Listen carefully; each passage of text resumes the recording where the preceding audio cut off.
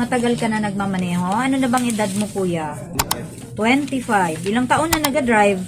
Mga 3 years na. Salamat naman, ha? At ngayong ika-4 na taon, naisipan mo nang kumuha ng lisensya. 16 years old, pwede na tayo mag-apply ng student permit.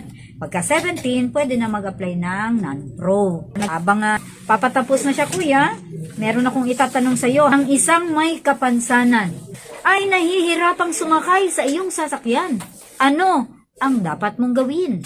Letter A, wala. Hindi ka makakaalis sa iyong upuan.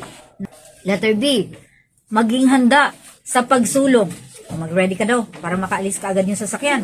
Letter C, may galang na mag-alok ng tulong. Mag-offer ng tulong. Ano sa palagay mo ang dapat mong gawin? Letter C. Letter C, may galang na mag-alok ng tulong. Hindi lang sa may kapansanan, pati sa mga senior. Or kahit na hindi senior, pero nakita mo ang dami-dami niyang dala, mag-alok ng tulong. Hindi man yan makabawas ng ating kita, kuya, no?